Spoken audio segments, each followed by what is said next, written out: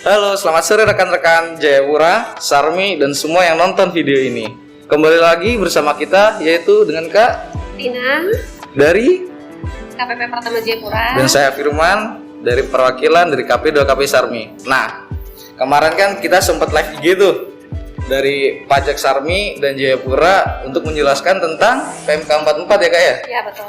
Nah, sekarang kita berkesempatan untuk bertemu nih, mumpung lagi jalan-jalan bareng dan bisa menjelasin apa yang baru dari PMK 44. Dengar-dengar katanya PMK 44 ada perubahan ya Kak? Betul, sekarang itu diganti dengan PMK 86. Diganti dengan PMK 86. Berarti ada yang beda kan dari PMK 44 sama 86 yang baru ini kan? Kira-kira apa aja yang baru dari PMK 86 ini Kak? Kalau PMK 86 ini yang baru dia ada pertambahan klasifikasi lapangan usahanya industrinya. Jadi yang PMK 44 seperti contohnya, kalau PMK 44 yang pasal 21 itu kan hanya 1062 klu. Sekarang di PMK 86 itu ditambah dengan 1189 klu. Terus kalau pasal 22 impor contohnya ya, dari 431 di PMK 44 sekarang di PMK 86 itu jadi 721 klu. Oh gitu ya. Berarti yang berubah itu item dari klunya ya. Berarti di 86 ini, di PMK yang baru ini kita menjadi cakupannya lebih luas gitu ya Kak ya. Nah, berarti ibaratnya nih dari dulu yang pemerintah nerbitin PMK 44 itu yang cakupannya cuma sedikit. Untuk membantu lagi ekonomi Indonesia ini, pemerintah ngeluarin lagi yang PMK 86 yang lebih untuk mencakup masyarakat untuk menggunakan insentif ini. Kayak gitu ya Kak ya? Iya. Nah, sebenarnya kan juga bingung sih. Maksudnya kan kita udah ngeluarin PMK 44, terus ada PMK 86. Itu sebenarnya latar belakangnya apa sih Kak? Kok bisa keluar PMK 86 ini kayak gitu? Latar belakangnya itu karena kalau sekarang kan pandemi masih belum selesai ya, COVID-nya masih terus lanjut. Jadi dampaknya itu masih dirasakan sampai dengan sekarang. Jadi perlunya adanya kestabilan perekonomian. Oh gitu ya.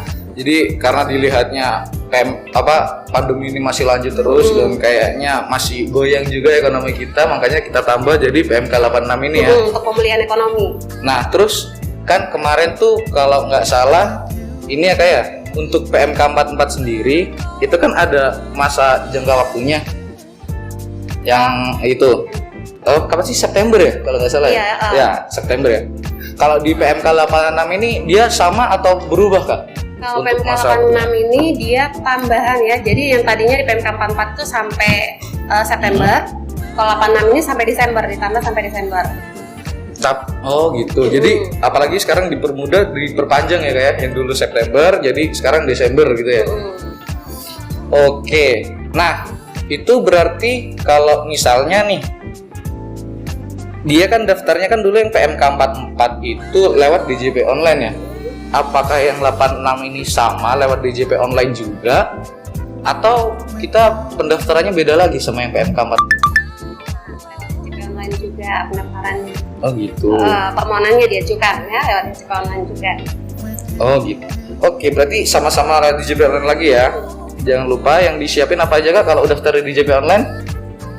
Evin, NPWP itu yang pasti, sama akun DJP online-nya. Akun DJP online itu pasti ada emailnya. Nah itu yang harus dipersiapkan oleh rekan-rekan semuanya kalau misalnya mau untuk mendaftarkan insentif ini.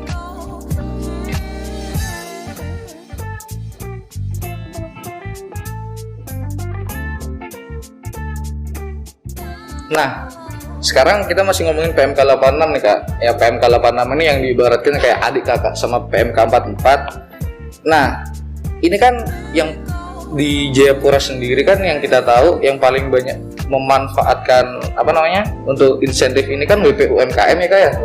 Untuk dari WP UMKM sendiri itu untuk PPh finalnya ada perbedaan nggak sih untuk PMK 44 sama PMK 86-nya?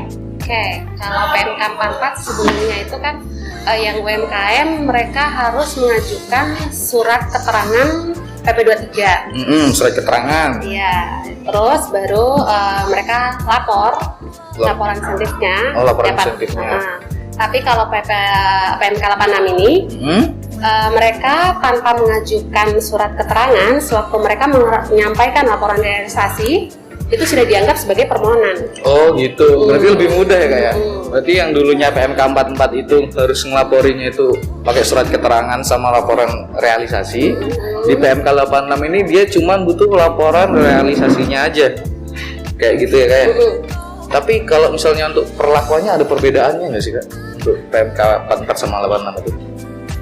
Perbedaannya, perbedaannya itu sebenarnya untuk yang UMKM ya maksudnya, itu sebenarnya dalam hal laporan sama mereka tetap lapornya tiap bulan ya, batasnya tanggal 20. Batasnya tanggal 20 laporan bulanan. Terus kalau ada yang misalnya tanya nih mengaju ke sanksi, kalau misalnya tidak lapor ya, kita kan biasa kalau PMK itu harus tunggu ada namanya aturan pelaksana. Kalau PMK 44 sebelumnya itu ada yang namanya SC29. Kalau kita 86 kita masih menunggu ya aturan pelaksanaannya terkait dengan PMK 86 ini. Masih dirancang lagi ya kayak istilahnya kayak gitu ya kayak. Terus kayak contoh lagi kalau perbedaan antara PMK 86 dengan PMK 44. Kalau tadi UMKM sekarang contohnya pasal 21.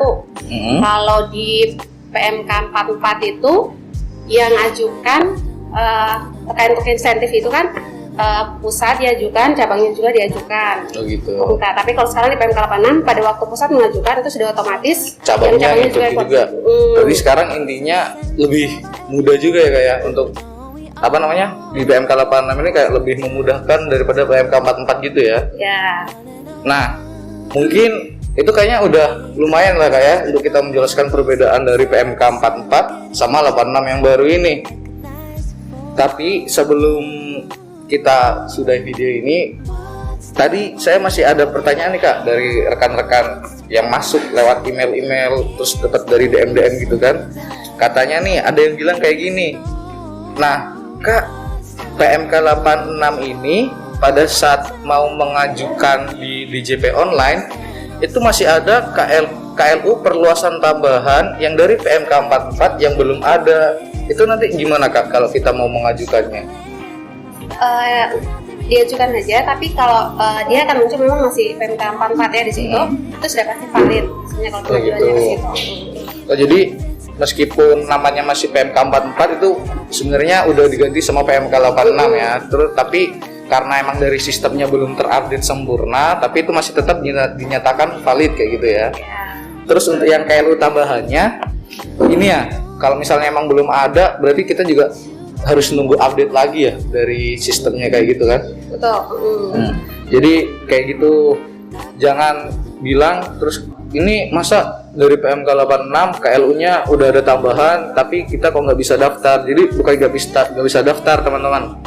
Jadi tinggal tunggu aja sistemnya itu terupdate dengan sempurna. Nanti makanya teman-teman harus cek secara berkala KLU teman-teman udah ada atau belum. Nah kayak gitu. Dan itu mereka sebenarnya bisa cek KLU-nya kan dengan membaca di PMK 86 tadi. Itu juga betul. Nah mungkin segitu aja ya untuk penjelasan dari apa perbedaan PMK 86 sama PMK 44 ini. Dan dalam pembuatan video ini kita juga tetap mengikuti protokol kesehatan. Kita berjaraknya udah agak jauhan sama kita masih memakai masker. Betul gitu ya Rina? Ya mungkin cukup sekian aja dari kita. Sampai ketemu lagi, ditunggu info-info tentang perpajakan yang lainnya. Ciao, salam.